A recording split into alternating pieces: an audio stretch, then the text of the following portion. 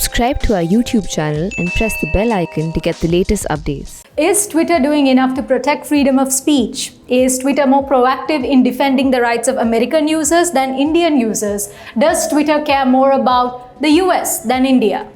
Was Twitter right to permanently ban the then-sitting US President Donald Trump? If so, why hasn't Twitter permanently suspended Indian public figures like BJP leader Kapil Mishra, actress Kangana Ranaut, or advocate Prashant Bhushan, who have been flagged for their tweets? What are the rules here? These are some of the questions arising this week and over the last several weeks as Twitter, like all social media firms, struggle to find the right balance in allowing freedom of speech while stopping hateful or offensive speech. So this week, Twitter flip-flopped on its decision to block accounts. First, it withheld accounts including Prasar Bharati CEO's account due to a government request, but after a few hours, the block was lifted. The government complained about it. However, Twitter seemed to not have heeded the government's complaint as the accounts are still visible. Even the hashtag the government objected to is now visible.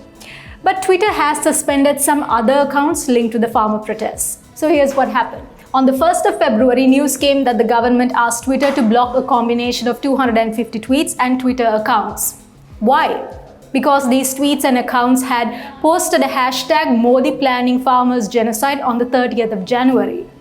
Twitter users were displeased with how Twitter complied with this government request.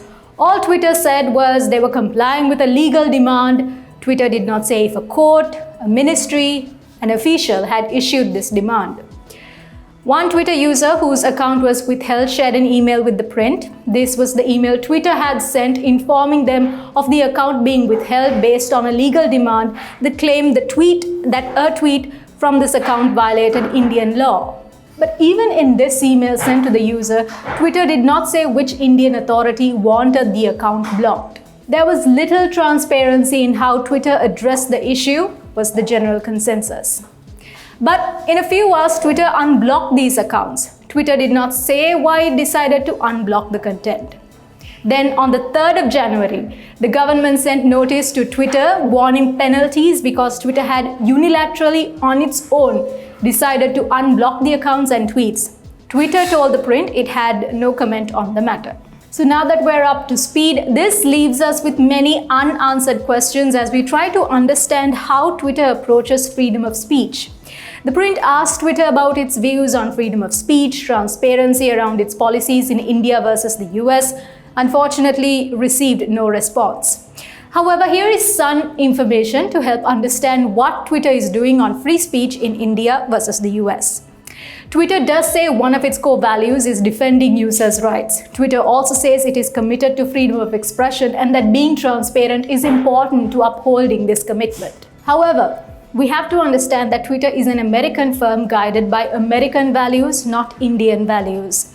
Twitter says its core values are grounded in the US Bill of Rights and European Convention on Human Rights. Twitter does not explicitly cite any Indian documents that inform their values. And out in the real world, that could mean differences in how Indians think Twitter should defend freedom of speech and how Twitter thinks it should defend free speech. America and India also have slightly differing views on how content should be moderated and what content must be removed and the responsibilities of firms like Twitter.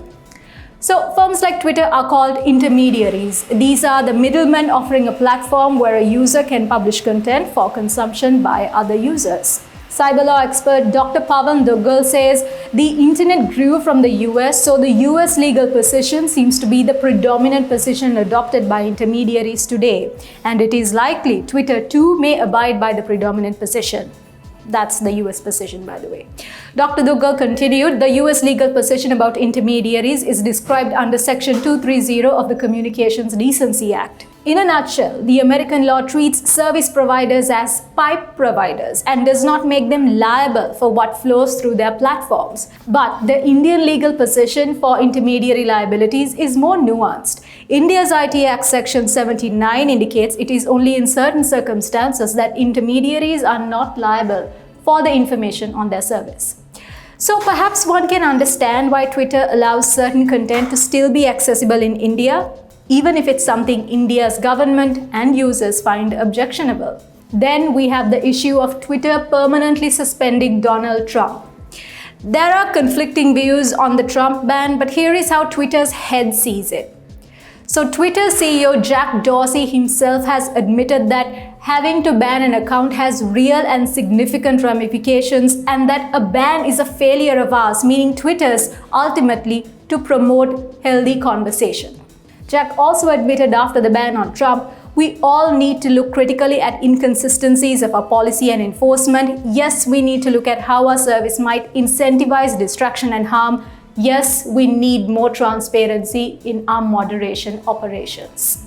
To avoid any more permanent bans and how it censors free speech, Twitter is trying to do something. Jack reiterated that Twitter is funding an initiative, a project called Blue Sky, to create a new decentralized standard for social media networks. The hope is to form a social media that is less centrally controlled, to avoid, completely shutting out or censoring voices like what is happening now. So, Twitter is doing something to increase transparency and promote free speech. But the question is, are they doing enough? Let us know in the comment section below. For The Print, this is Regina Minduklasuri.